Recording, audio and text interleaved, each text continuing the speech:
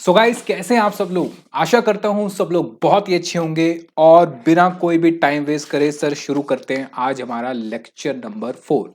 चलिए, तो डालिए हेडिंग सर, लेक्चर नंबर 4।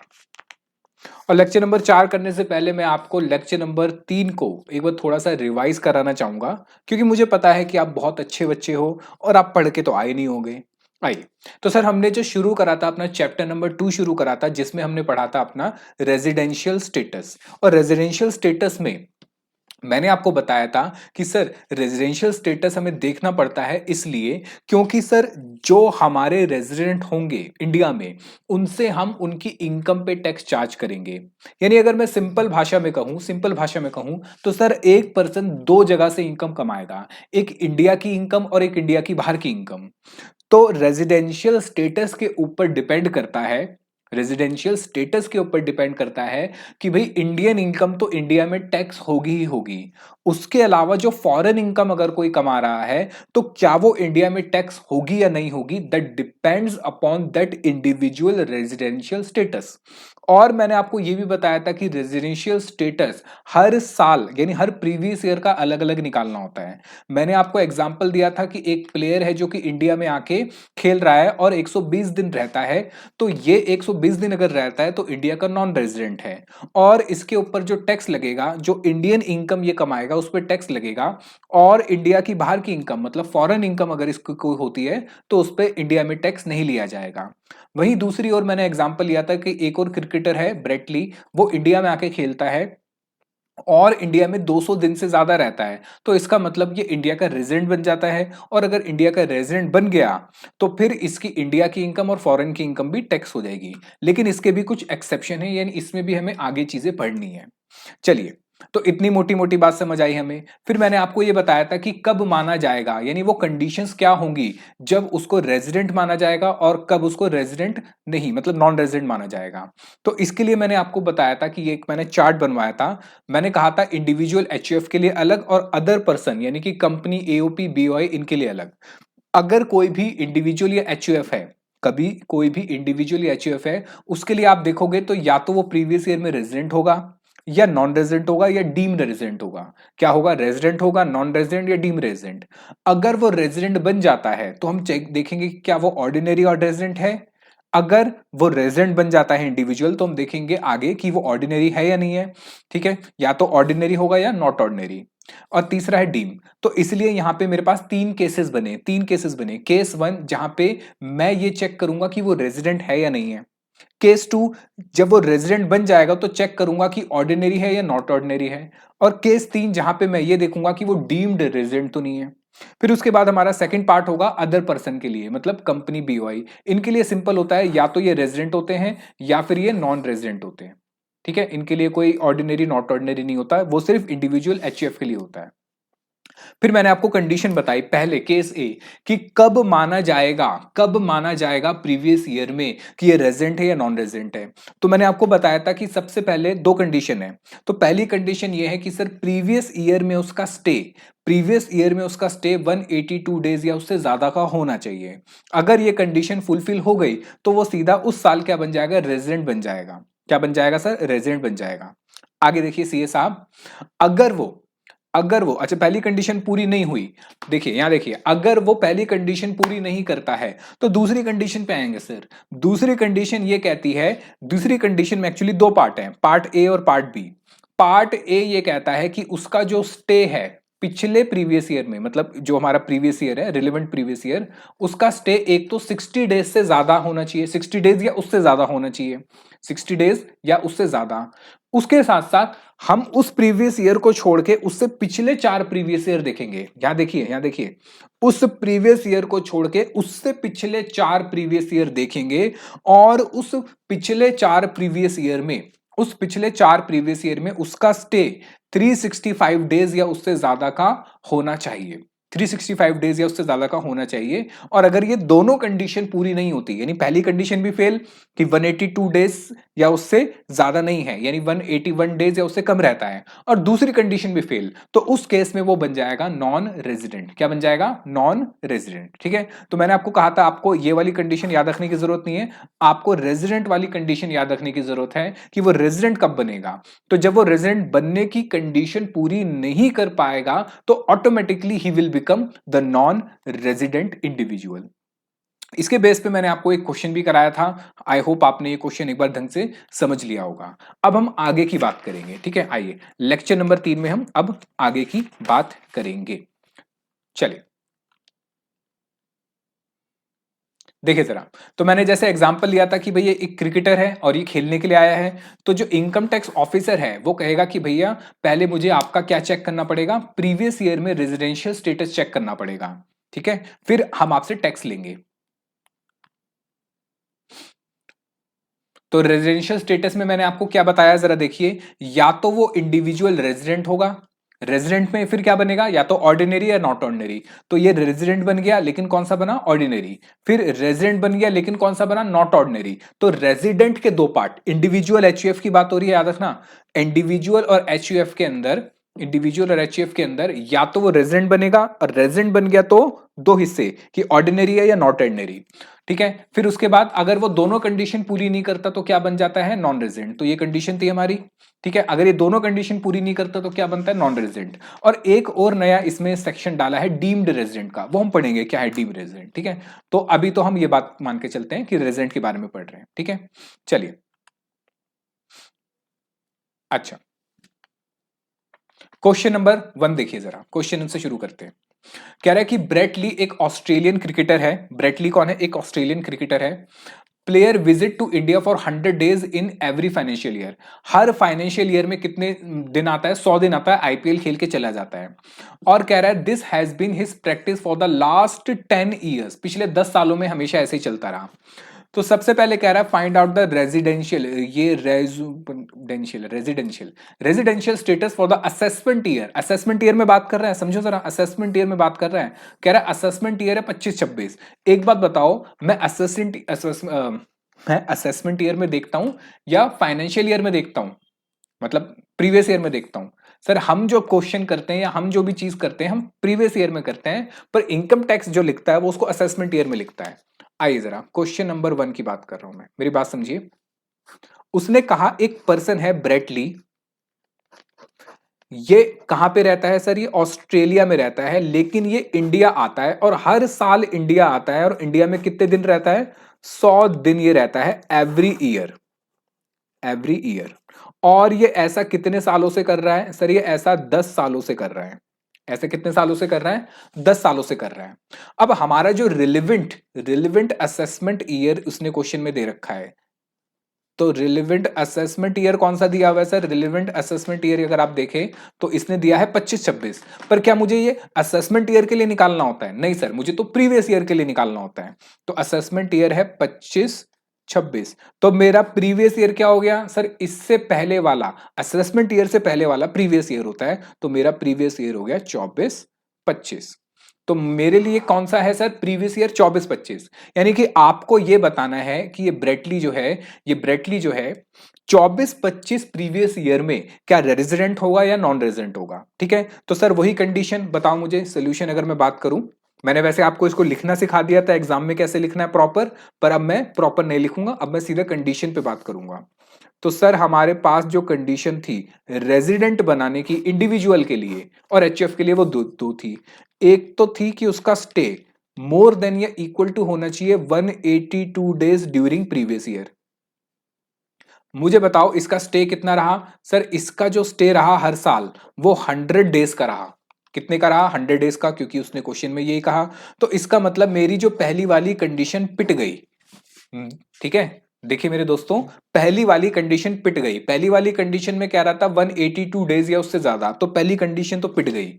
अच्छा, अब दूसरी कंडीशन पे आते हैं, मुझे बताइए दूसरी कंडीशन क्या थी सर। दूसरी कंडीशन थी कि उसका स्टे मोर देन या इक्वल टू होना चाहिए 60 डेज से, मोर देन या इक्वल टू होना चाहिए 60 डेज से, प्लस अच्छा, इसके साथ क्या था कि preceding, preceding,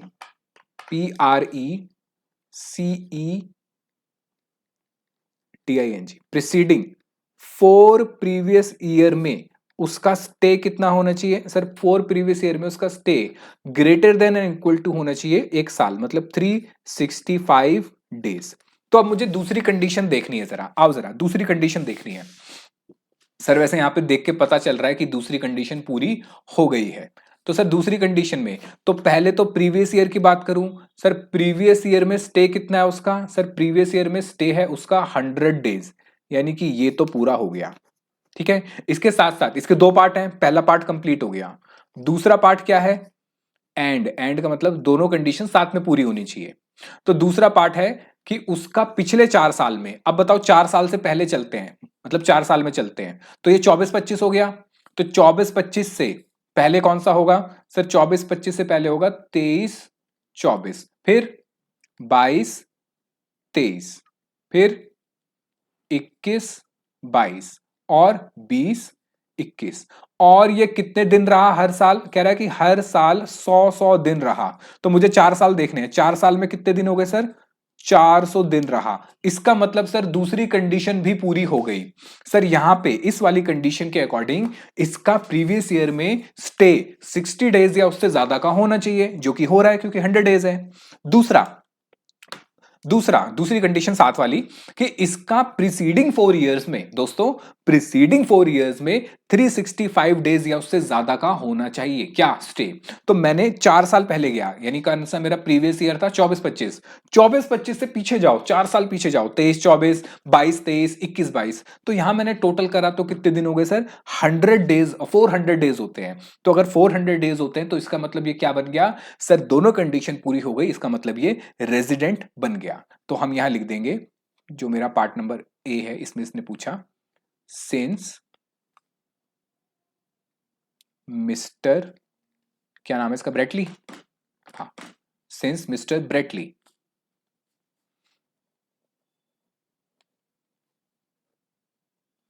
was in India for more than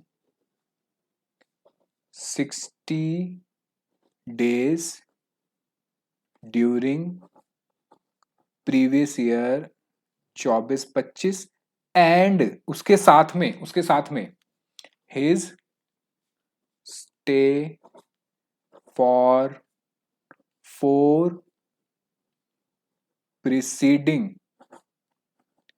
years was 400 days, that is stay more than equal to 365 days। तो ये क्या बन गया सर? सर ये प्रीवियस ईयर 24-25 में क्या बन गया? Resident. Therefore mister Lee will be treated, उसको क्या ट्रीटमेंट मिलेगी sir? Will be treated as resident. अच्छा, मैंने आपको यह भी बताया था कि रेजिडेंट और सिटीजन में फर्क होता है। ये सिटीजन तो ऑस्ट्रेलिया का ही रहेगा, लेकिन रेजिडेंट यहां बन गया। Mister Lee will be treated as resident in India for previous year 24-25। लो भैया, क्वेश्चन कब ए पार्ट हो गया। अभी बी पार्ट नहीं करा हमने इसका, बी पार्ट बाद में करेंगे और सी पार्ट भी बाद में करेंगे। तो ए पार्ट तो सर कंप्लीट हो गया, ये लो। ये लीजिए, ए पार्ट कंप्लीट हो गया, इसको लिख लो फटाफट से। उसके बाद हम आगे चलेंगे। अगला क्या है हमारा? Part number B.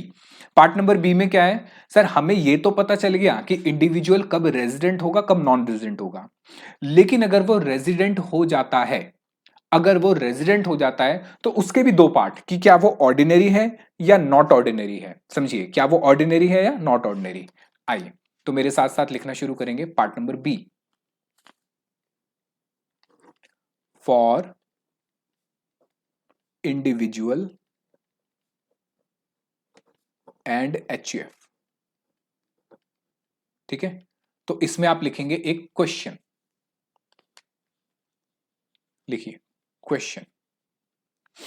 अच्छा, अगर आपको मेरी क्लासेस अच्छी लग रही हैं तो इसको आप सब्सक्राइब करिए और कमेंट करके मुझे बताइए कि आपको इसमें अच्छा लग रहा है, क्योंकि उससे मोटिवेशन मिलती है, तभी मैं आगे कंटिन्यू कर पाऊंगा। अगर मोटिवेशन नहीं होगी तो भाई कंटिन्यू करना बड़ा मुश्किल होता है, फिर मैं अपनी बाकी कामों में लग जाता हूँ।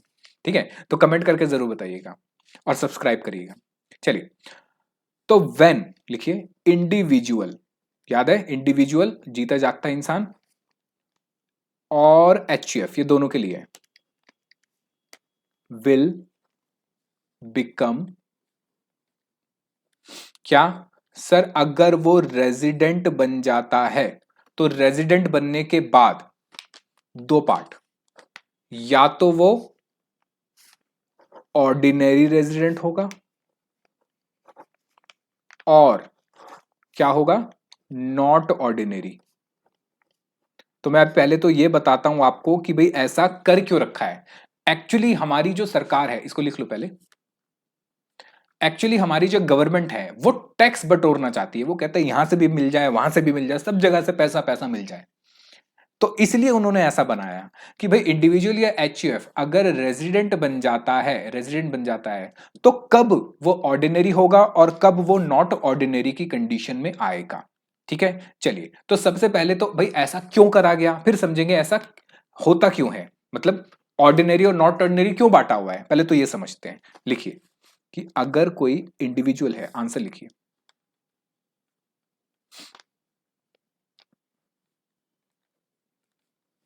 इंडिविजुअल है, ठीक है, और वो बन जाता है क्या, रेजिडेंट। अगर वो रेजिडेंट बन जाता है तो क्या होगा, तो उसके बाद, अच्छा रेजिडेंट कब बनेगा सर, वही दो कंडीशन हमारी,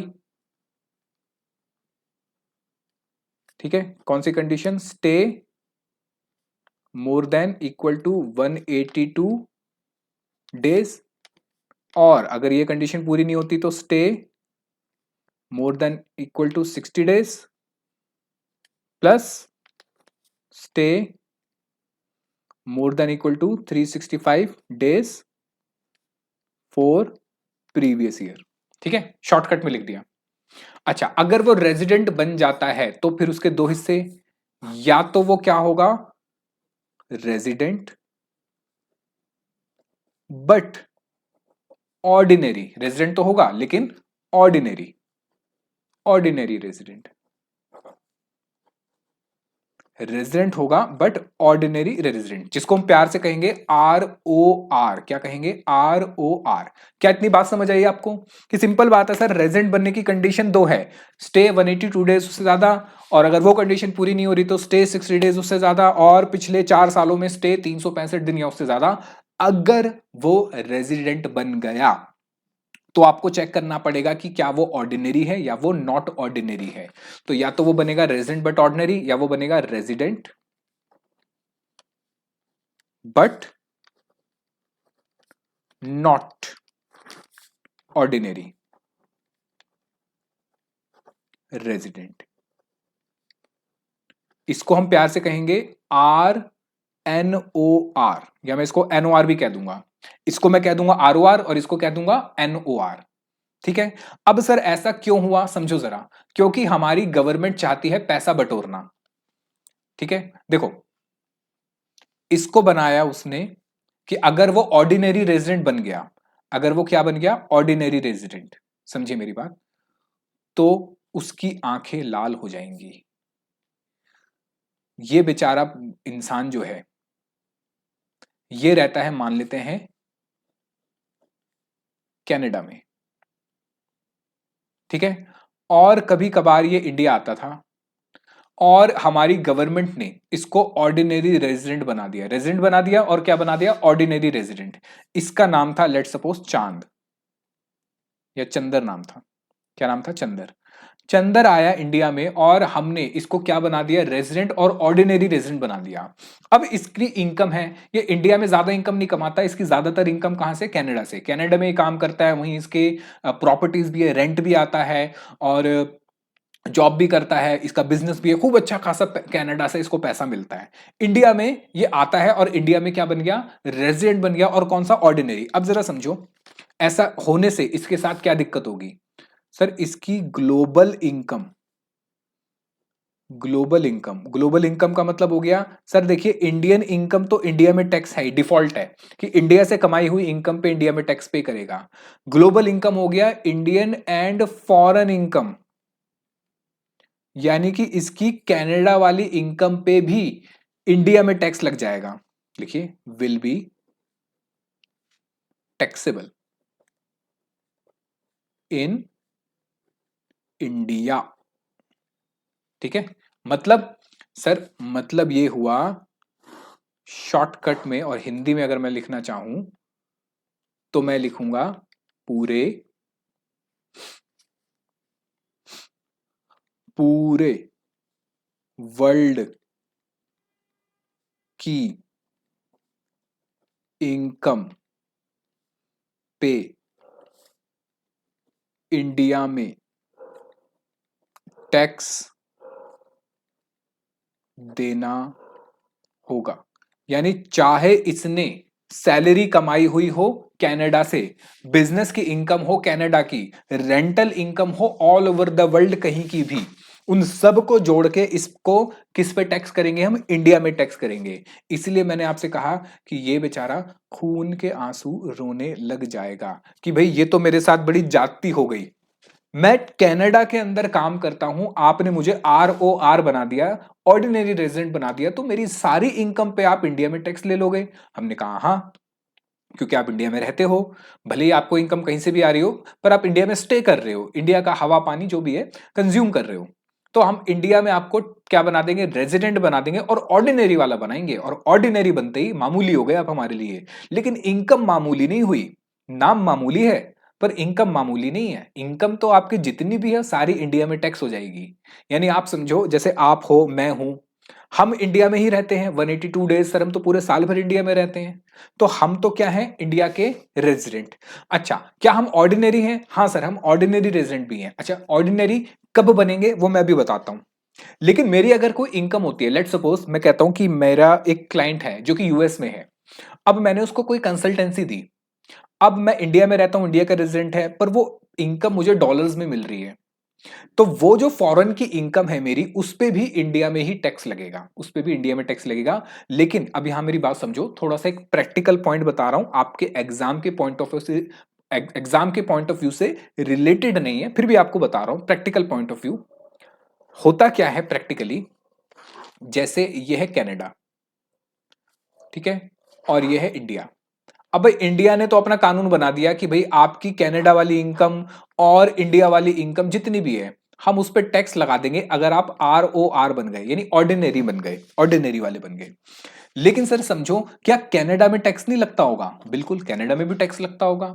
तो एक ही इनकम, मान लेते हैं उसकी सैलरी इनकम थी, एक ही इनकम पे उसने कनाडा में भी टैक्स पे करा, और उसी इनकम पे इसने इंडिया में भी टैक्स पे करा। समझो मेरी बात, कि इसने इनकम कमाई कनाडा से, कि कनाडा वाले छोड़ देंगे इसको, वो भी क्या करेंगे, इससे टैक्स लेंगे, वो भी क्या करेंगे, टैक्स लेंगे। तो वही सेम इनकम, लेट सपोज इसने कमाए $2 लाख, 2 लाख कैनेडियन डॉलर, तो ये 2 लाख कैनेडियन डॉलर पे इसने कनाडा में भी टैक्स पे करेगा, और साथ साथ इंडिया में भी टैक्स पे करेगा। ऐसे क्या हो जाएगा इसके लिए, डबल टैक्सेशन। क्या हो जाएगा, डबल टैक्सेशन। तो इसी डबल टैक्सेशन को अवॉइड करने के लिए, हटाने के लिए, हमारी सरकार यानी इंडियन गवर्नमेंट और कैनेडियन और गवर्नमेंट यानी बाकी भी जो कंट्रीज है, यूएस हो गया, कनाडा हो गया, यूएई हो गया, और भी बहुत सारी कंट्रीज, ऑस्ट्रेलिया, इनके साथ हमारा अग्रीमेंट होता है। क्या होता है, अग्रीमेंट। ठीक है, इस अग्रीमेंट को हम कहते हैं double taxation avoidance agreement, DTAA, double taxation avoidance agreement. इसमें यह होता है कि भाई अगर एक कंट्री में आपने टैक्स दे दिया तो दूसरी कंट्री में आपको टैक्स देने की जरूरत नहीं होती। हाँ, लेकिन इसके कुछ अलग रूल्स एंड रेगुलेशंस होते हैं कि कितनी देना है, कितना टैक्स नहीं देना, वो सब चीजें होती हैं। साथ साथ इसको प्रूफ भी करना होता है कि मैं कनाडा में टैक्स दे चुका हूं, तो इंडिया पे कृपया मुझ पे इस पे टैक्स ना लगाया जाए, क्योंकि कैनेडियन गवर्नमेंट का आपके साथ एग्रीमेंट है और आपने माना है कि ठीक है, अगर टैक्स कनाडा में दे दिए तो हमसे टैक्स नहीं लेंगे। हाँ, अगर इंडिया में टैक्स दे दिया तो कैनेडियन गवर्नमेंट फिर टैक्स नहीं लेगी। ठीक है, तो ये आपके प्रैक्टिकल पॉइंट ऑफ व्यू के लिए मैं बता रहा हूं, लेकिन आपके एग्जाम के लिए ये इतना इंपॉर्टेंट नहीं है, इंपॉर्टेंट ही नहीं है, क्योंकि आएगा भी नहीं, DTAA आएगा भी नहीं। तो सर इसका मतलब बहुत सारी कंट्रीज से सबसे अलग अलग होगा? हाँ, सब कंट्री से अलग अलग एग्रीमेंट होता है। तो इसलिए ये जो आता है ना डबल टैक्सेशन और ये सब, ये इंटरनेशनल टैक्सेशन का पार्ट बनता है। ठीक है, चलिए एक बार मैं दोबारा से बता दूं, हमने क्या पढ़ा सर? हमने पढ़ा अगर वो रेजिडेंट बन जाता है दोस्तों, सीएस साहब, सीएमए साहब, सीए साहब, तीनों समझिए जरा मेरी बात को। अगर इंडिविजुअल या एचयूएफ रेजिडेंट बन जाता है, कौन सी कंडीशन पूरी करके सर? ये वाली कंडीशन पूरी करके, ये वाली कंडीशन पूरी करके वो क्या बन जाता है सर? रेजिडेंट। तो फिर मैं चेक करूंगा कि वो ऑर्डिनरी वाला रेजिडेंट है, क्या वो आम इंसान है? लेकिन वो सिर्फ सुनने में आम है, पर उसकी सारी इनकम, ग्लोबल इनकम कहां टैक्स हो जाएगी? इंडिया में। कोई भी इनकम हो, हमें नहीं पता, इंडिया में टैक्स दोगे भैया। ठीक है, अच्छा दूसरा, दूसरा केस कि या तो वो क्या बनेगा? नॉट ऑर्डिनरी, कि भाई आम नहीं है वो, नॉट ऑर्डिनरी। तो नॉट ऑर्डिनरी में क्या फायदा होगा? लिखिए। ठीक है, आपको पता है कि इंडियन इनकम तो टैक्सेबल होती है इंडिया में, तो इंडियन इनकम विल बी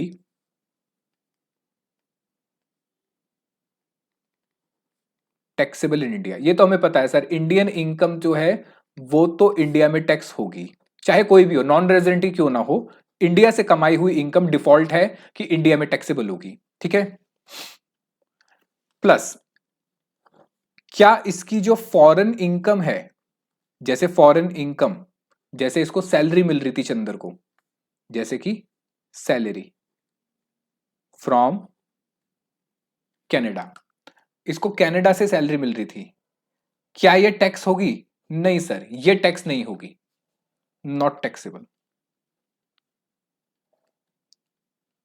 यानी अगर कोई भी इसकी फॉरेन इनकम है तो वो इंडिया में टैक्स नहीं होगी। तो क्या फर्क पड़ा जरा समझो, फर्क ये पड़ा। प्लस अगर कोई भी, अब ये बात इंपॉर्टेंट है ध्यान से, अगर कोई भी बिजनेस इनकम हो रही है, कोई भी बिजनेस इनकम, अब याद रखना इंडिविजुअल में बिजनेस इनकम क्या होगा? प्रोप्राइटरशिप, कि कोई भी प्रोप्राइटरशिप बिजनेस है इसका, ठीक है, फ्रॉम आउटसाइड इंडिया। यानी आप कह सकते हो इसको जो पैसा मिल रहा है वो मिल रहा है डॉलर्स में, वो मिल रहा है डॉलर्स में, but but controlled from India, controlled from India. अगर ऐसा केस है तो उस केस में क्या होगा? जो उसकी इनकम है, ये बिजनेस इनकम, ये टैक्सेबल हो जाएगी कहां पे? इंडिया में, टैक्सेबल इन इंडिया। ठीक है, एक बार दोबारा समझाता हूं, मुझे पता है थोड़ा सा सर के ऊपर से निकल गई होगी बात, ये जरा समझिए। पहले इसको लिख लो फिर समझाता हूं, इसको लिखो पहले, इसको लिख लीजिए फिर समझाता हूं।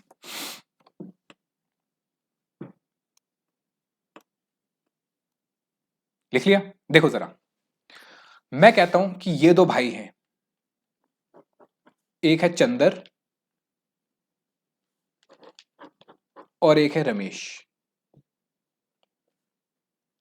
ठीक है, समझो जरा, चंदर जो है वो यूएसए में रहता है और रमेश जो है वो भी यूएसए में रहता है, दोनों ही यूएसए में रहते हैं। ठीक है, लेकिन ये कभी कभी इंडिया आते रहते हैं। क्या करते हैं? इंडिया आते रहते हैं। अब जरा समझो, दोनों इंडिया विजिट करते रहते थे और प्रीवियस ईयर 24-25 के लिए, 24-25 के लिए चंदर कुछ ज्यादा ही इंडिया में आता था, ये इंडिया में बन गया रेजिडेंट, और ये जो रमेश है ये बन गया नॉन रेजिडेंट। क्या बन गया? Non resident. अच्छा एक और भाई बनाता हूं इनका, प्रकाश। तीन भाई हैं, ठीक है, तीन भाई हैं और तीनों ही कहां रहते हैं? अमेरिका में रहते हैं। तो जो चंदर था वो इंडिया में आता जाता रहता था, इसलिए क्या बन गया? रेजिडेंट बन गया। अच्छा, रमेश जो है वो ज्यादा इंडिया में नहीं आता था, वो क्या रहा? नॉन रेजिडेंट रहा, क्योंकि इंडिया में नहीं आता, जब कंडीशन पूरी नहीं होगी तो नॉन रेजिडेंट। अच्छा, प्रकाश जो था ये भी इंडिया में आता रहता था और ये भी क्या बन गया? रेजिडेंट। क्या बन गया? रेजिडेंट। अब मेरी बात समझो जरा, तीन भाई थे, तीनों इंडिया से बाहर रहते हैं, तीन में से दो बन गए रेजिडेंट। अब एक जो ये बना, ये ज्यादा इंडिया में आता था, इसलिए ये बन गया ऑर्डिनरी रेजिडेंट। क्या बन गया? ऑर्डिनरी। अभी लिखना मत, मैं आपको लिखने के लिए समय दे दूंगा। और जो दूसरा था चंदर, ये इंडिया में आता तो था पर ज्यादा नहीं आता था, इसलिए बन गया नॉट ऑर्डिनरी। कौन सा बना?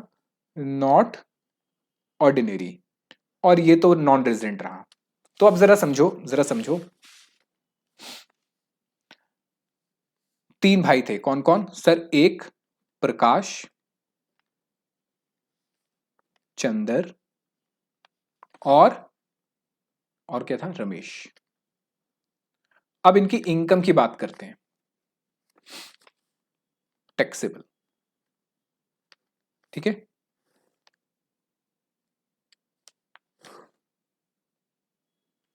ये इंपॉर्टेंट है, याद रखना, एग्जाम में इसके ऊपर एमसीक्यूज में क्वेश्चन बन सकता है और बनता भी है, क्योंकि इसी पे वो बच्चे कंफ्यूज होते हैं और उसमें गलती करते हैं, ठीक है। अच्छा, प्रकाश जो था वो क्या है? वो है ROR, ऑर्डिनरी। चंद्र जो है वो क्या है? RNOR, not ordinary. रमेश जो है वो, रमेश क्या बना था सर? रमेश तो बना था NR। अब जरा समझो, इनको सैलरी मिली, सैलरी मिली कहां से सर? सैलरी मिली कनाडा से, कनाडा नहीं सॉरी यूएस से, सैलरी मिली यूएसए से। अब जो ऑर्डिनरी वाला है, समझो ऑर्डिनरी वाला, ऑर्डिनरी वाले पे तो कोई दिक्कत ही नहीं है, कोई प्रॉब्लम ही नहीं है। ऑर्डिनरी वाले की तो सारी इनकम क्या हो जाएगी? इंडिया में टैक्सेबल हो जाएगी, ठीक है। मान लेते हैं इसको कितने मिले, लेट सपोज इसको मिले $1,00,000। तो पूरे $1,00,000 कहां पे टैक्सेबल होंगे सर? इंडिया में। टैक्सेबल इन इंडिया, बिल्कुल राइट मार दिया। मतलब $1,00,000 जो इसको मिले वो इंडिया में टैक्सेबल होंगे। अब बात करते हैं चंदर की। सर चंदर रेजिडेंट तो है लेकिन नॉट ऑर्डिनरी रेजिडेंट है। इसको मिले मान लेते हैं $2,00,000, कहां से? यूएसए से। अब जरा समझो, अब जरा समझो, इसको मुझे एक काम करता हूं, मैं यहां पे करता हूं इसको, ऐसे तो गलत हो जाएगा।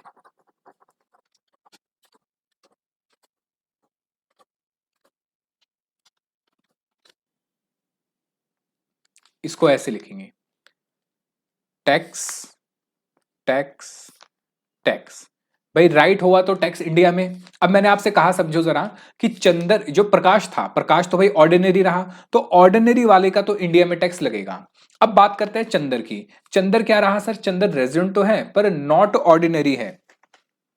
चंदर रेजिडेंट तो है लेकिन कौन सा है? Not ordinary. अब नॉट ऑर्डिनरी वाले के लिए, नॉट ऑर्डिनरी वाले के लिए कोई भी इनकम जो फॉरेन की है वो टैक्स नहीं करेंगे, कोई भी इनकम फॉरेन की टैक्स नहीं करेंगे। सिर्फ एक ऐसी इनकम है टैक्स करेंगे, जो कौन सी थी सर? ये बिजनेस वाली। कौन सी? बिजनेस वाली। अभी उस पर आता हूं।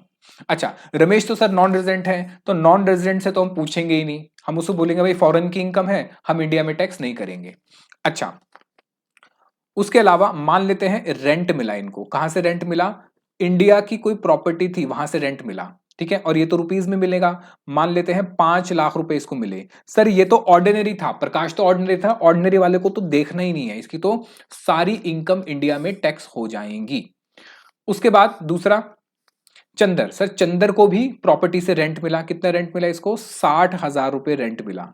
चंदर क्या है सर? ऑर्डिनरी है, लेकिन इनकम क्या है? इंडिया की। तो इंडिया की इनकम तो भाई इंडिया में टैक्स होती है, चाहे किसी को भी मिले। ऐसे ही रमेश को भी रेंट मिला। मान लेते हैं रमेश को रेंट मिला 1.5 लाख का। अब मुझे कुछ देखना ही नहीं है सर, सीधी बात है, इंडिया की कमाई हुई इनकम इंडिया में टैक्स पे करोगे तो इस पे भी टैक्स लगेगा। यानी समझो जरा, ऑर्डिनरी वाले पे तो सब जगह टैक्स, नॉट ऑर्डिनरी वाले पे फॉरेन इनकम पे टैक्स नहीं होगा, नॉन रेजिडेंट पे भी फॉरेन इनकम पे टैक्स नहीं होगा। यानी अभी ऐसा लग रहा है कि ये दोनों एक जैसे लग रहे हैं, कि नॉन रेजिडेंट वाले की भी फॉरेन इनकम पे टैक्स नहीं, और ऑर्डिनरी, नॉट ऑर्डिनरी रेजिडेंट जो नॉट ऑर्डिनरी है उसकी भी फॉरेन इनकम पे टैक्स नहीं। अब आते हैं एक दूसरे इनकम पे जिसमें फर्क आएगा, समझो जरा। एक बिजनेस इनकम, ठीक है, जो कि रिसीव हुई है इन यूएसए से, और है भी कहां की? फ्रॉम यूएसए, मतलब मिली भी वहीं से ही है और काम भी हमने वहीं करा है, फ्रॉम यूएसए, ठीक है। मतलब किसी पर्सन को हमने कंसल्टेंसी दी, प्रकाश, चंद्र और रमेश तीनों ने ही कंसल्टेंसी दी किसी पर्सन को, जॉन को, जॉन को कंसल्टेंसी दी, जहां से उनको इसको मान लेते हैं $10,000 मिले। अब मुझे बताओ ये कौन है सर? ये तो ऑर्डिनरी वाला है। ऑर्डिनरी वाले के लिए तो सर देखना ही नहीं है, आंखें बंद करके उसको कह दो इंडिया में टैक्स पे करो, इंडिया में टैक्स पे करो। अब बात करते हैं चंदर की। मुझे बताओ चंदर को कितने मिले सर? चंदर को $15,000 मिले। अब चंदर जो है, चंदर की ये वाली इनकम जो है वो इंडिया में टैक्सेबल हो जाएगी, इंडिया में टैक्सेबल हो जाएगी। लेकिन कंडीशन ये है, समझो जरा, कंडीशन ये है कि business is controlled from India. Business कहां से कंट्रोल होना चाहिए? इंडिया से। यानी कि हुआ क्या, मेरी बात समझो, कि तीनों भाई ने अपना अपना एक दफ्तर खोल रखा था, ऑफिस खोल रखा था, जहां से ये कंसल्टेंसी प्रोवाइड करते थे। ठीक है। अब ये बिजनेस जो है कंट्रोल कहां से हो रहा है? इंडिया से। कंट्रोल होने का मतलब ये होता है कि ज्यादातर बिजनेस के डिसीजन कहां से लिए जाएंगे? इंडिया में से। यानी कि बिजनेस में जो भी कुछ होगा या जो भी बातें हो रही हैं वो सब कहां हो रही है? इंडिया में। उसका ऑफिस कहां पर है? इंडिया में। तो उसको हम कहेंगे कंट्रोल फ्रॉम इंडिया। ठीक है। तो हमें कंट्रोल देखना पड़ता है, इसकी प्रॉपर डेफिनेशन है, बाद में पढ़ेंगे। अब प्रकाश के पास जो कंसल्टेंसी थी, ऑफिस इंडिया में है, रहता यूएसए में, पर इंडिया आता रहता है और ऑर्डिनरी बन चुका है। अब उसके पास कोई भी इनकम हो दुनिया जहान की, इंडिया में टैक्सेबल है। फिर बात करते हैं चंदर की। चंदर भी रेजिडेंट है लेकिन नॉट ऑर्डिनरी है। तो चंदर के लिए फर्क क्या पड़ा? उसकी जितनी फॉरेन इनकम है उस पे हम इंडिया में टैक्स नहीं लेंगे। लेकिन एक ऐसी फॉरेन इनकम जिसका टैक्स इंडिया में उसको देना पड़ेगा, वो है बिजनेस इनकम, जो कि उसको कहां मिले? इंडिया से बाहर। यानी उसको ऑफिस था, दफ्तर था दिल्ली में, और कंसल्टेंसी का काम करता था। एक मिस्टर माइकल का उसके पास फोन आया और कहा कि भाई मुझे ये कंसल्टेंसी लेनी है, क्या आप अमेरिका में आके दे सकते हो? उसने कहा मैं तो अमेरिका में रहता हूं, कभी कभी इंडिया में आता हूं, मेरा लेकिन दफ्तर जो है, ऑफिस जो है वो इंडिया में है। अब वो इंडिया से यूएस गया, वहां पे जाके उसको कंसल्टेंसी दी, चीजें वीजें बताई और उससे पैसे भी ले लिए। मुझे बताओ क्या ये इंडियन इनकम है? नहीं। सर्विस कहां दी है? इंडिया से बाहर। पैसे कहां मिले हैं? इंडिया से बाहर। जनरेट भी कहां हुई है? इंडिया से बाहर। इंडियन इनकम नहीं है। लेकिन वो बिजनेस कंट्रोल हो रहा है इंडिया से, क्योंकि उसका दफ्तर कहां है, उसका ऑफिस कहां है? इंडिया में। तो एनओआर को बस ये वाली इनकम एक्स्ट्रा टैक्स हो जाएगी।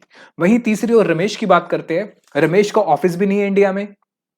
ठीक है। रमेश का कोई ऑफिस इंडिया में नहीं है, या अगर होता भी, मान लेते हैं रमेश का भी ऑफिस इंडिया में था चंद्र के साथ साथ ही, और वो कंट्रोल भी हो रहा था इंडिया से। समझो, रमेश का भी ऑफिस जो था वो इंडिया में था, कंट्रोल हो रहा था इंडिया में। लेकिन चूंकि इसने सर्विस कहां दी? अमेरिका में। पैसा कहां मिला? अमेरिका में। जनरेट कहां हुई? अमेरिका में। तो जो उसको लेट सपोज $12,000 मिले, वो इंडिया में टैक्स नहीं होंगे। तो आप जरा ध्यान दीजिए, थोड़ा सा ध्यान दीजिए, सिर्फ ये वाली इनकम का फर्क आया। ठीक है। देखो जरा, अगर वो ऑर्डिनरी वाला है तो दुनिया जहान की इनकम सारी टैक्सेबल होंगी। अगर नॉट ऑर्डिनरी है, सॉरी, अगर नॉन रेजिडेंट है, इस पे आते हैं रमेश में, नॉन रेजिडेंट है तो सिर्फ इंडिया की इनकम टैक्सेबल होगी, इंडिया की इनकम टैक्सेबल होगी, कोई भी फॉरेन इनकम टैक्सेबल नहीं होगी। और अगर वो नॉट ऑर्डिनरी है तो इंडियन इनकम तो सर टैक्सेबल होगी, लेकिन फॉरेन इनकम टैक्सेबल नहीं होगी। लेकिन फॉरेन इनकम में एक ऐसी इनकम होगी जो कि बिजनेस की इनकम है, जो कि कंट्रोल हो रहा है इंडिया से, वो सिर्फ इसको टैक्सेबल हो जाएगी। बस इतनी सी बात आपको ध्यान रखनी है। सर ये कुछ अजीब नहीं है, पूरा इनकम टैक्स ही अजीब है, क्या करूं? ठीक है। चलिए, तो ये तो समझ आ गया सर इनको कौन कौन सी इनकम टैक्स होगी नहीं होगी। लेकिन सर ये तो बताइए कि कब ये ऑर्डिनरी बनेंगे और कब नॉट ऑर्डिनरी बनेंगे। बिल्कुल बता देता हूं, आइए जरा लिखिए क्वेश्चन। अच्छा, ये नहीं लिखा ना आपने, इसको लिख लो पहले फटाफट से। लिखिए question. When an individual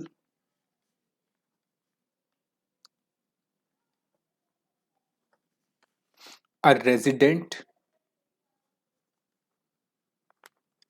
in India will be treated as ordinary resident and not ordinary resident।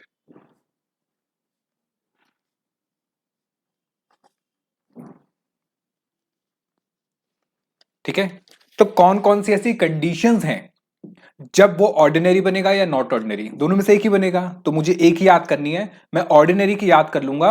अगर ऑर्डिनरी की कंडीशन पूरी हो गई तो ऑर्डिनरी रेजिडेंट है, और अगर ऑर्डिनरी की पूरी नहीं हुई तो नॉट ऑर्डिनरी रेजिडेंट है। ठीक है, चलिए तो लिखना शुरू करिए कंडीशंस। इसका आंसर लिखेंगे हम। लिखिए conditions. When resident individual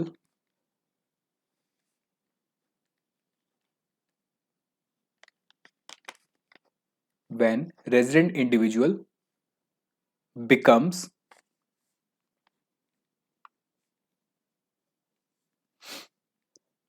ordinary resident, क्या बन जाएगा? ऑर्डिनरी। और ऑर्डिनरी रेजिडेंट बनते ही क्या हो जाएगी सर? उसकी सारी की सारी जो इनकम है, जो सारी की सारी इनकम है, global income, India as well as outside India, वो सारी की सारी इंडिया में टैक्स होगी। ठीक है, अच्छा, इसको हम प्यार से क्या कहेंगे? ROR, resident but ordinary resident. तो कंडीशन क्या है, मेरे साथ साथ लिखना शुरू करेंगे सर। सबसे पहली कंडीशन जो है, सबसे पहली कंडीशन जो है, अच्छा दो कंडीशन है, दोनों का साथ में पूरा होना जरूरी है। लिखिए, if such individual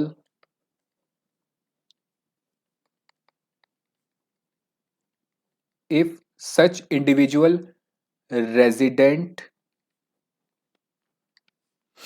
in India, if such individual, एक काम करो, थोड़ा सा ठीक करो,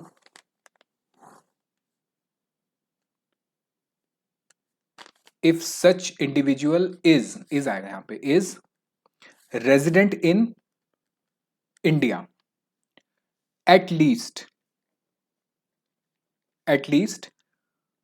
2 times out of 10 preceding years। Sir इसका क्या मतलब हुआ, अभी बताता हूं। इसका मतलब क्या हुआ समझो जरा, कि पिछले 10 सालों में देखेंगे, जो प्रीवियस ईयर है उससे पिछले 10 सालों में, जो प्रीवियस ईयर है उससे पिछले 10 ईयर्स में हम चेक करेंगे कितने प्रीसीडिंग 10 प्रीवियस ईयर। इसमें से यानी 10 साल हैं, 10 में से एटलीस्ट 2 टाइम्स, 2 बार क्या होना चाहिए? वो रेजिडेंट होना चाहिए।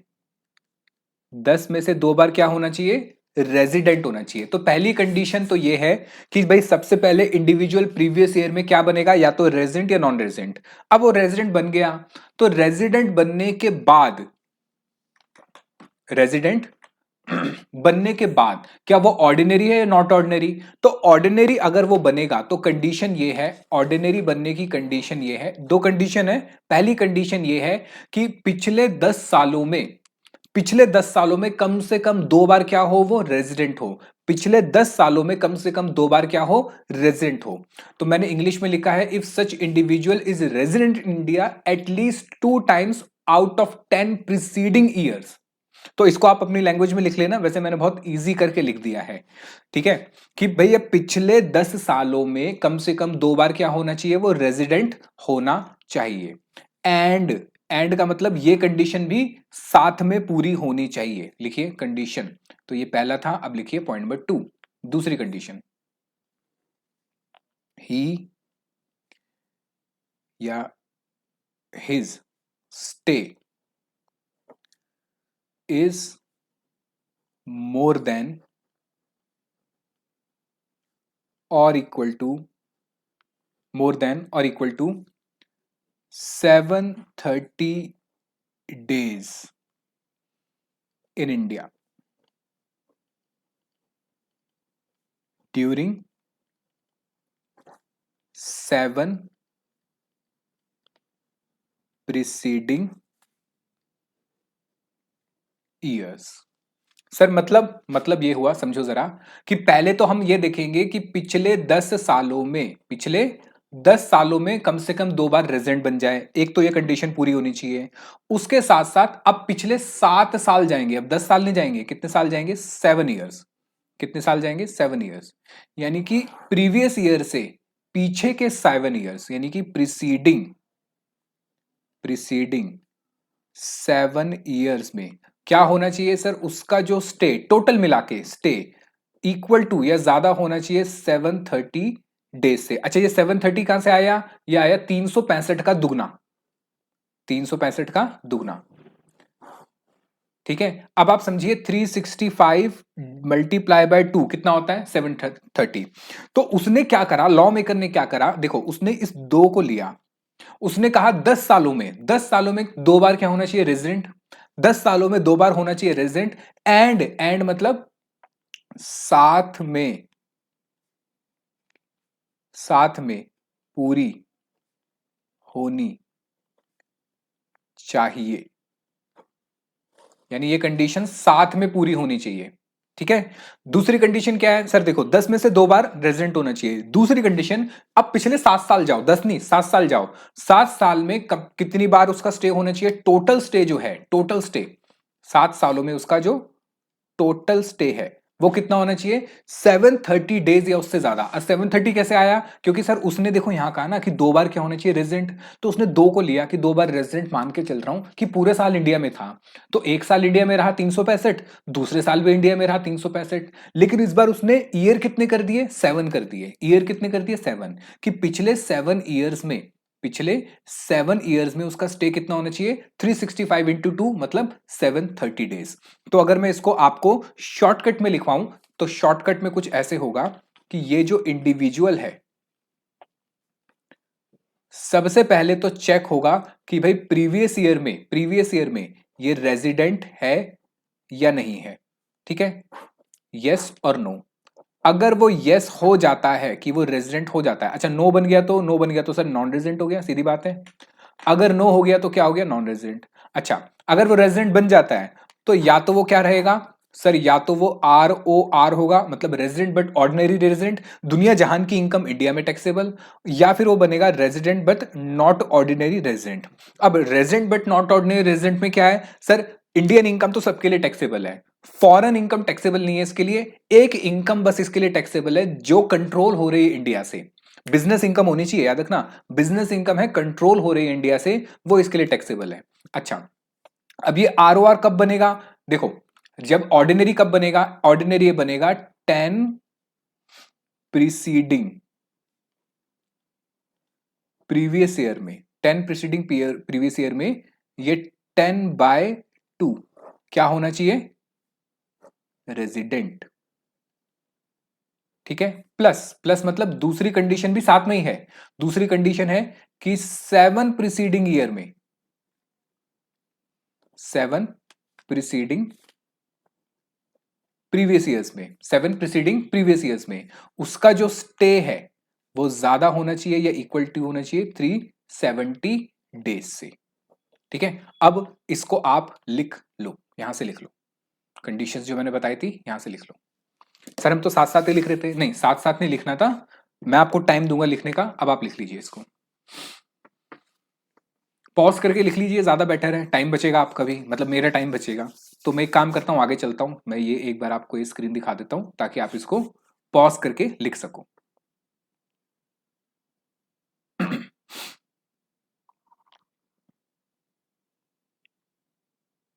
ठीक है, तो साथ में पूरी होनी चाहिए, आगे लिख लो इसमें दोनों कंडीशंस।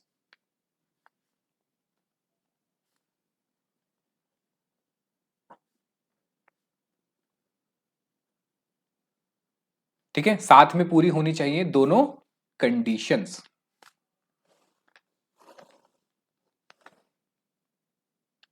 चल, ये भी लिख लो, ये है समरी।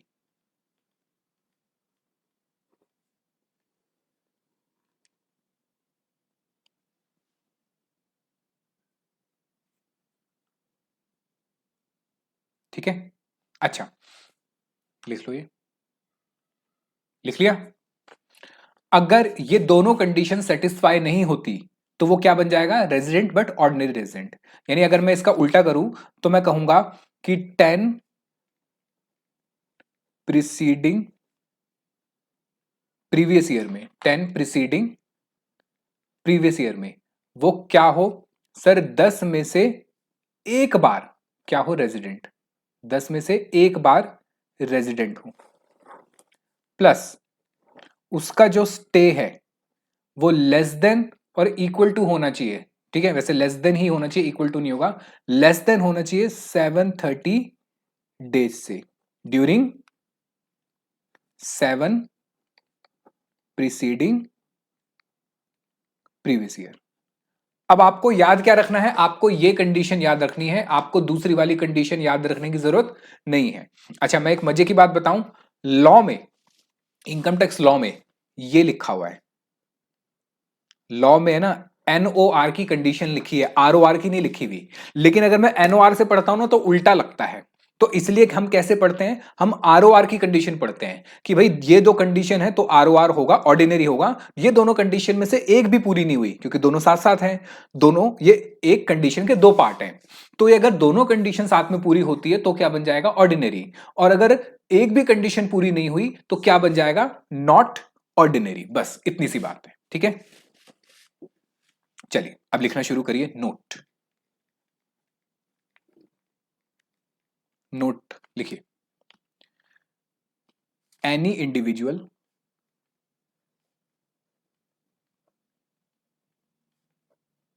एनी इंडिविजुअल, ठीक है, अब लिखिए बुलेट्स में, it is irrelevant whether he is citizen of India or not, चाहे इंडिया में सिटीजन हो या ना हो, ठीक है। Bullet number 2, the day where he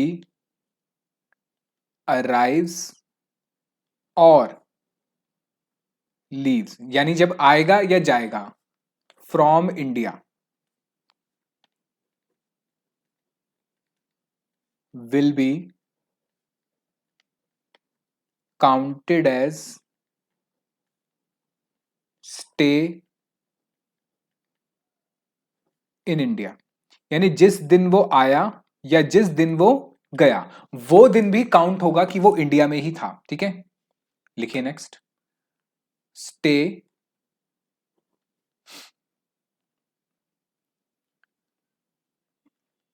can not, stay may not be continue, it can be in parts. मतलब sir ऐसा नहीं है कि पूरे 730 दिन पूरे एक साथ रहने जरूरी है, नहीं। जैसे वहां कंडीशन थी कि 182 डेज, तो 182 डेज ऐसा नहीं है कि एक बार में रहे, वो टुकड़ों में भी हो सकता है, ऐसे यहां पे भी टुकड़ों में वो हो सकता है, ठीक है। चलिए तो ये लिख लीजिए और यहां हमारी कंडीशन कंप्लीट होती है।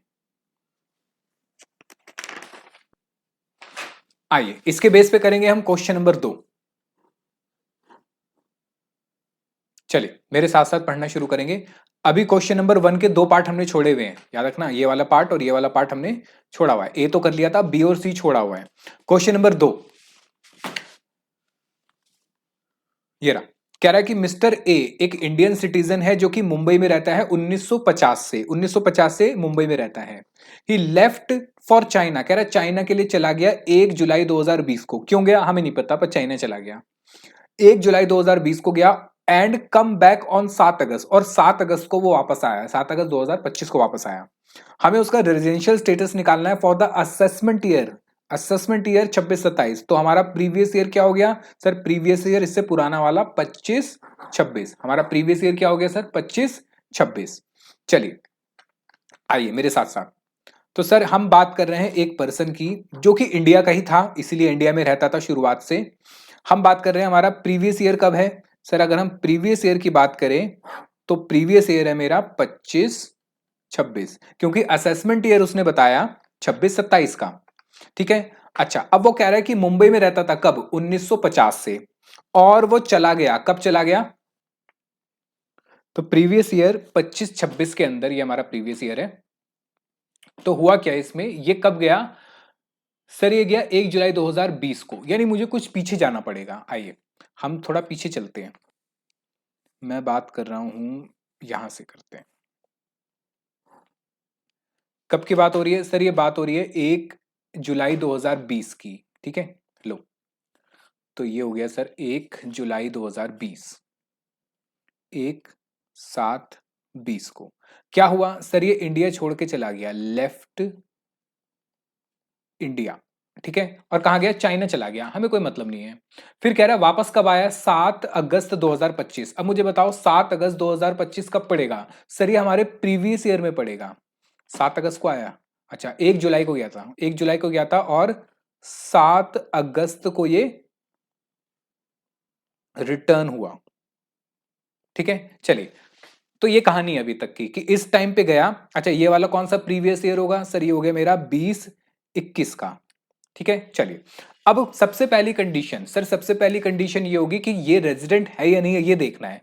तो पहली कंडीशन तो ये है कि इसका जो स्टे है वो more than and equal to, more than या इक्वल टू 182 डेज होना चाहिए during days, during previous year. Previous year मतलब मेरा जो करंट प्रीवियस ईयर है। तो सर ये आया कब? ये आया सर 7 अगस्त को। अब जरा अगस्त से काउंटिंग करते हैं। याद रखना, जिस दिन ये आया है वो दिन भी, जिस दिन ये आया है वो दिन भी इंडिया में काउंट होगा। अब मुझे बताओ जरा, अगस्त में कितने दिन होते हैं सर? 31 डेज होते हैं। कितने दिन होते हैं? 31।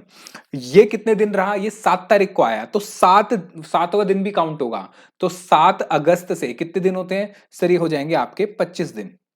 देखिए जरा, इसको आप ऐसे कर सकते हैं, अगस्त में 31 दिन होते हैं, 31 माइनस 6 करोगे। क्यों? क्योंकि 7वें दिन में तो इंडिया में था। तो 31 माइनस 6 कितने होते हैं सर? 25। तो वो रहा 25। तो अगस्त में कितने दिन हो गए सर? 25। अगस्त के बाद आ गया सर सितंबर। सितंबर में कितने दिन हुए? 30। 30 सितंबर के बाद आ गया अक्टूबर, नवंबर, दिसंबर, जनवरी, फरवरी और मार्च। ठीक है, तो मुझे बताइए, 31, 30, दिसंबर में 31, जैन में 31, अच्छा फरवरी, साल कौन सा है सर? साल है 2025-26। It is not a leap year. ठीक है, लीप ईयर, अच्छा लीप ईयर की पहचान है या नहीं है? जब लास्ट में यहां पे 26, ये अगर ऐसा नंबर आया है जो 4 से डिवाइड हो जाए, जो 4 से डिवाइड हो जाए तो आ जाएगा, मतलब 4 के टेबल में आता हो। तो 26 4 के टेबल में नहीं आता, ये नहीं आएगा। मार्च में 31 दिन। आओ जरा टोटल करें, कितने दिन हो गए? 25, 30, 31, 30, 31, 31, 28, 31, ये हो गए सर हमारे 237 डेज। 237 डेज। बिल्कुल सर, ये क्या बन गया सर?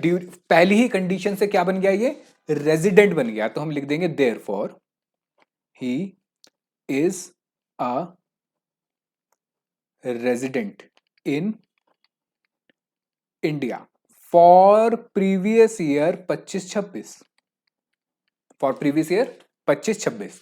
अब सर रेजिडेंट तो बन गया, लेकिन अब ये देखना है कि ऑर्डिनरी है या नॉट ऑर्डिनरी। ठीक है, तो हमारी अगली जो कंडीशन होगी, हम लिखेंगे पार्ट नंबर 2। ये हमारा पार्ट नंबर 1 था कि पहले रेजिडेंट बनता है या नहीं बनता। अब पार्ट नंबर 2,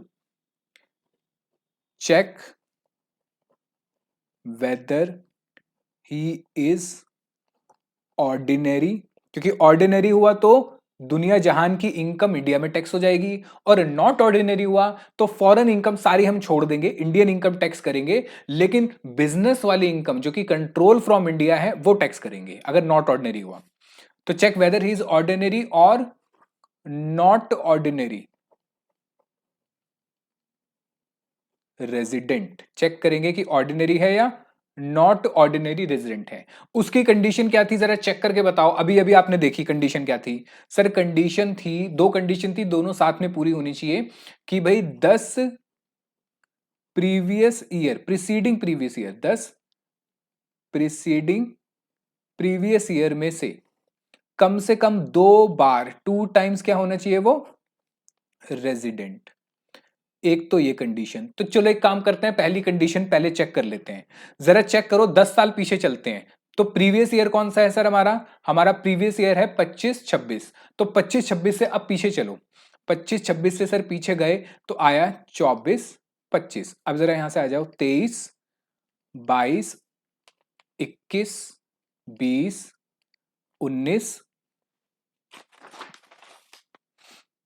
18, 17, कितने हो गए? 1 2 3 4 5 6 7 8 9 और 10। ठीक है, 24, 22, 23, 21, 22, 20, 21, 19, 20, 18, 19, 17, 18, 16, 17, 15, 16। ठीक है, अच्छा अब मुझे क्या देखना है? मुझे देखना है पिछले 10 सालों में, 10 सालों में क्या होना चाहिए? वो 2 बार रेजिडेंट होना चाहिए।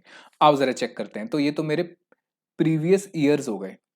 ठीक है, अब मैं देखूंगा कि भाई वो कितने दिन यहां पे रहा, यानी स्टे डेज, क्योंकि उसी अकॉर्डिंग पता चलेगा रेजिडेंट है या नॉन रेजिडेंट। फिर उसका मैं स्टेटस चेक करूंगा।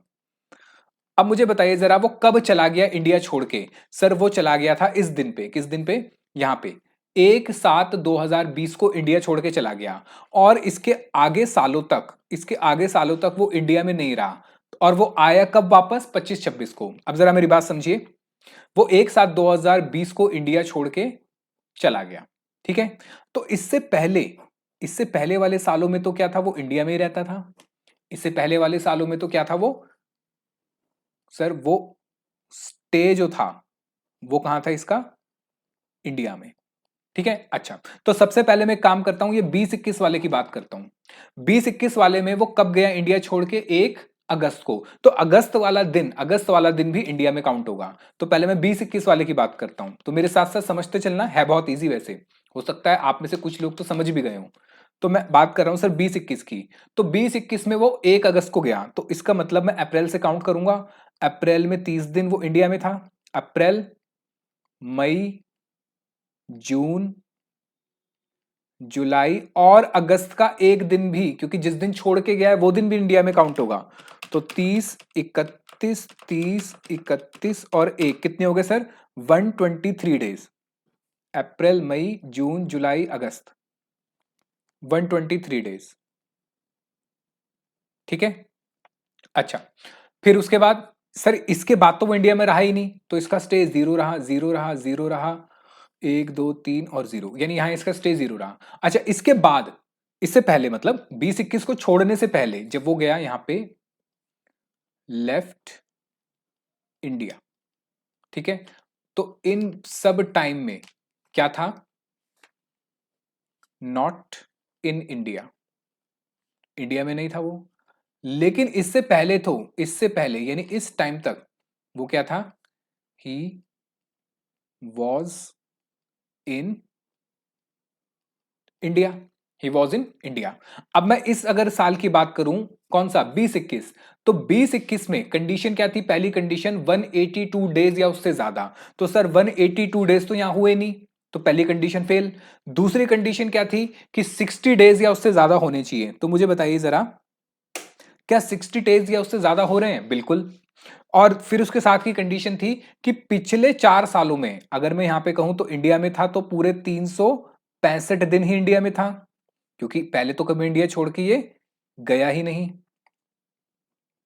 तो जरा समझो, ईयर 20-21 में इसकी पहली कंडीशन तो पूरी नहीं होती, 182 डेज वाली कंडीशन पूरी नहीं होती। दूसरी कंडीशन थी कि भाई स्टे होना चाहिए इसका 60 डेज या उससे ज्यादा, वो हो रही है। अच्छा उसके साथ में चिपकी हुई कंडीशन थी कि पिछले 4 साल में स्टे कितना होना चाहिए? पिछले 4 साल में स्टे होना चाहिए इसका 365 डेज का।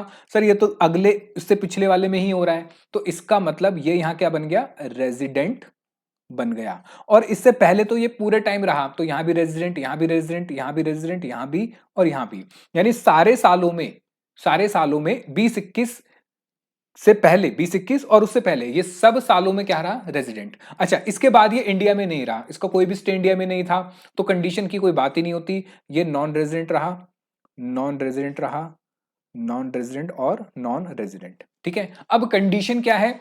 कंडीशन है कि सर 10 में से 2 बार, 10 सालों में से 2 बार रेजिडेंट हो। तो सर ये तो 1 2 3 4 5 6, ये तो 10 ईयर्स में से 6 बार क्या बन गया? रेजिडेंट बन गया। 10 ईयर में से 6 बार क्या बन गया? रेजिडेंट बन गया। तो हम लिख देंगे he is a resident 6 times. ठीक है, during 10 preceding previous year. And दूसरी कंडीशन क्या थी? सर दूसरी कंडीशन थी कि पिछले 7 सालों में उसका स्टे कितना होना चाहिए? 730 डेज या उससे ज्यादा। आओ 7 साल काउंट करते हैं, 1 2 3 4 5 6 7,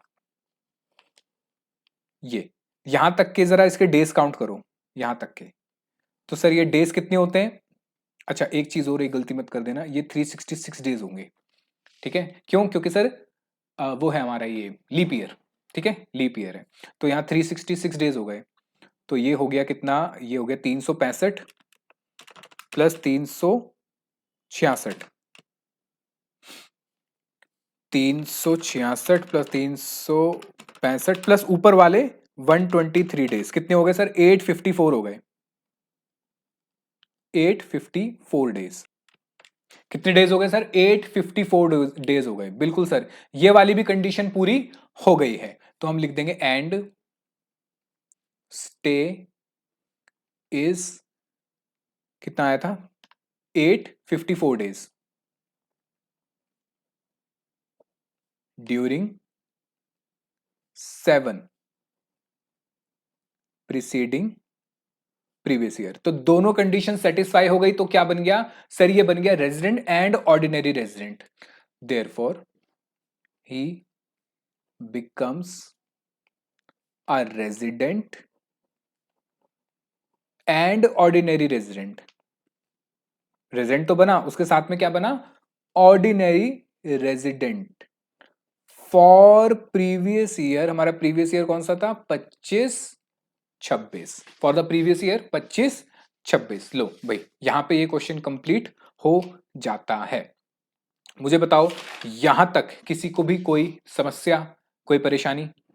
ठीक है, चलिए तो आज की क्लास यहीं तक रखते हैं। मैं ऐसे ही छोटी छोटी क्लासेस ही करूंगा, ज्यादा लंबी क्लासेस नहीं लूंगा, क्योंकि ज्यादा लंबी क्लास बच्चे देख नहीं पाते, तो छोटी छोटी क्लासेस में कंप्लीट करूंगा। ठीक है, चलो तो मैं आपसे ये कहूंगा कि ये वाला जो क्वेश्चन है, मैं ये वाला जो लिंक है ना इसका, ये जो है पीडीएफ जो है, इसका लिंक मैं डाल दूंगा। ये आप एक बार क्वेश्चन को दोबारा घर पे रिपीट करना, ये वाला क्वेश्चन। ठीक है, क्वेश्चन को फिर से रिपीट करना, और जितना पढ़ाया है अगली क्लास को देखने से पहले उसको जरूर जरूर से अपने रजिस्टर में लिख लेना। मैं आपके नोट्स बहुत बढ़िया बनवा दूंगा, आपको और कहीं कुछ देखने की जरूरत नहीं पड़ेगी। ठीक है, चलिए तो आपसे विदा लेता हूं मैं।